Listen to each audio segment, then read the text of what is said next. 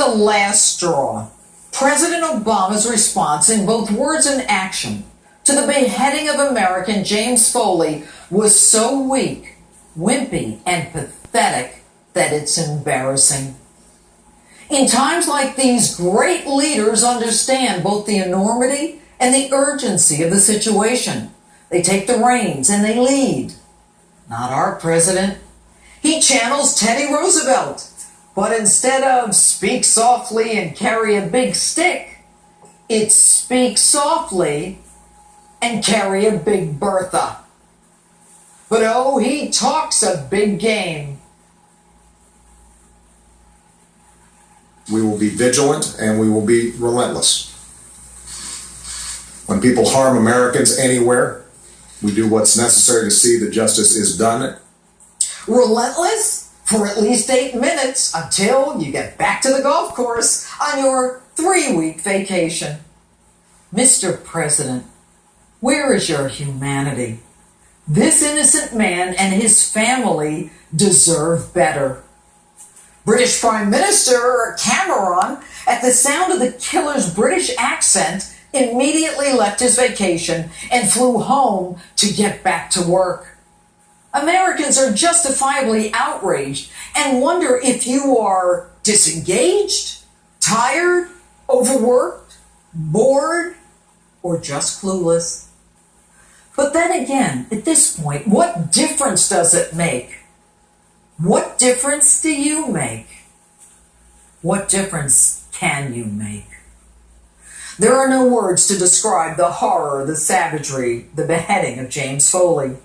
To describe the agony of his mom and dad who for 2 years while ISIS held him hostage, fought to bring him home.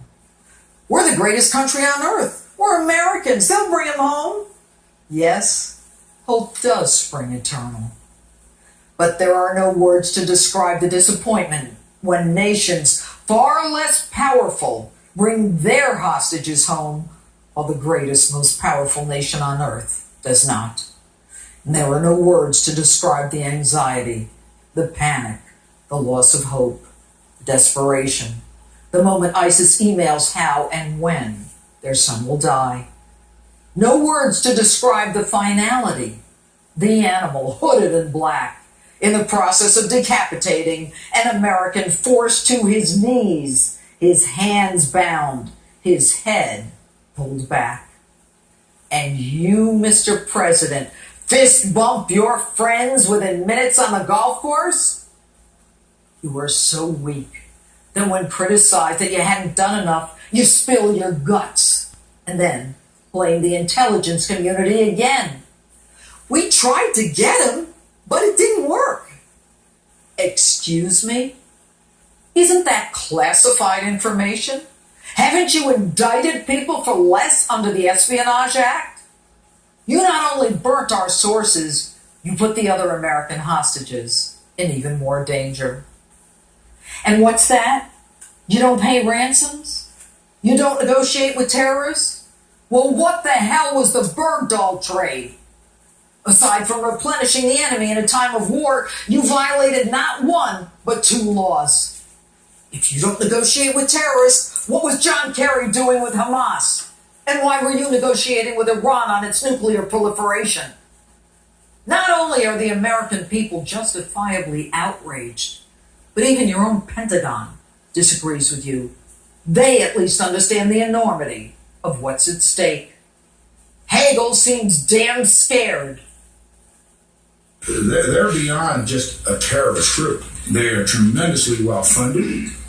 Oh, this is beyond anything that we've seen. Dempsey gets it.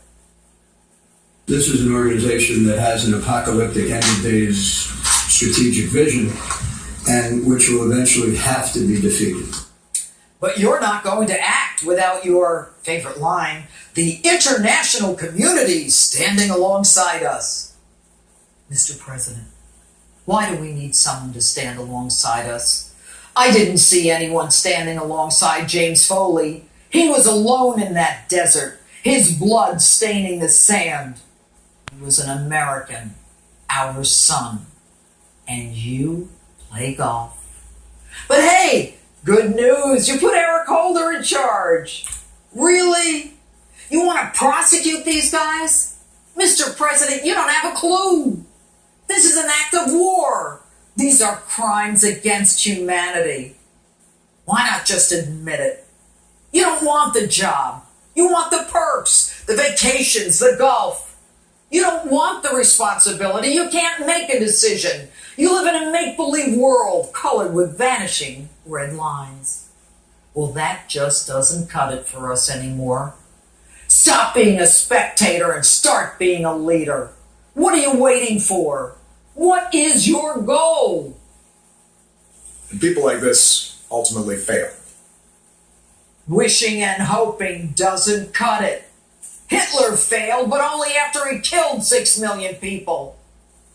If you do not have as your goal the destruction of ISIS, if you do not have the determination, the desire, and the stamina, then you need to leave.